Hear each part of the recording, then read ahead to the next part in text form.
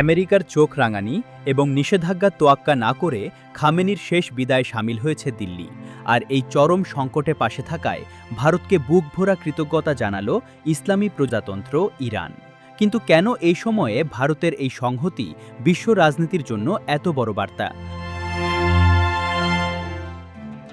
Ayatollah খামেনির সপ্তাহব্যাপী রাষ্ট্রীয় শেষকৃত্যে অংশ নিতে তেহরানে হাজির হয়েছিল ভারতের উচ্চ পর্যায়ের এক সরকারি প্রতিনিধি দল। ভারত সরকারের পক্ষে উপস্থিত ছিলেন বিহারের রাজ্যপাল সৈয়দ আতা হাসনাইন এবং পররাষ্ট্র প্রতিমন্ত্রী পবিত্র মার্গেরিটা। শুধু সরকারি নয়, জম্মু ও কাশ্মীরের সাবেক মুখ্যমন্ত্রী মেহবুবা মুফতি এবং কংগ্রেসের জ্যেষ্ঠ নেতা সালমান খুরশিদের মতো বিরোধী দলীয় নেতারাও এই শোকযাত্রায় সামিল হন। দিল্লির এই সংহতি প্রকাশকে দুই দেশের দীর্ঘস্থায়ী সম্পর্কের একটি মূল্যবান নিদর্শন হিসেবে আখ্যা দিয়েছে ইরান। সোমবার সোশ্যাল মিডিয়া এক্সে দেওয়া এক বিবৃতিতে তেহরান স্পষ্ট জানিয়েছে, ইসলামী প্রজাতন্ত্রটির জনগণ ভারতের এই বন্ধুত্বের কথা কখনো ভুলবে না।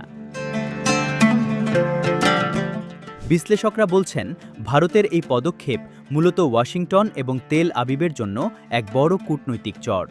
ট্রাম্প প্রশাসন দীর্ঘদিন ধরে ভারতকে ইরানের কাছ থেকে দূরে রাখার চেষ্টা করে আসছে, বিশেষ করে ইরানের চাবাহার বন্দর এবং জ্বালানি বাণিজ্যের ওপর মার্কিন নিষেধাজ্ঞা থাকা সত্ত্বেও ভারত ইরানের সাথে সম্পর্ক ছিন্ন করেনি। আজ ইরান জুড়ে যখন শোকের ছায়া, তখন শিয়া ধর্মের অন্যতম কেন্দ্রস্থল কোম নগরী থেকে শুরু করে ইরাকের পবিত্র নাজাফ ও কারবালা পর্যন্ত খামেনির মরদেহ নিয়ে যাওয়া হচ্ছে। ভারতের বিভিন্ন রাজনৈতিক নেতা, পণ্ডিত এবং বুদ্ধিজীবীদের এই শেষকৃত্যে উপস্থিতি প্রমাণ করে আমেরিকা বা ইসরায়েল চাইলেই ইরানের দীর্ঘদিনের আন্তর্জাতিক মিত্রদের বিচ্ছিন্ন করতে পারবে না। ইরানের এই কঠিন সময়ে ভারতের পাশে থাকা কেবল একটি আনুষ্ঠানিকতা নয়, বরং এটি পশ্চিমা সাম্রাজ্যবাদের বিরুদ্ধে একটি পরোক্ষ প্রতিরোধ।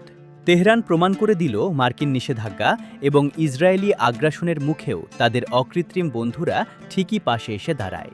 এই ভূরাজনৈতিক সমীকরণ আগামী দিনে মধ্যপ্রাচ্যে মার্কিন আধিপত্যকে কতটা দুর্বল করবে তা এখন দেখার বিষয়।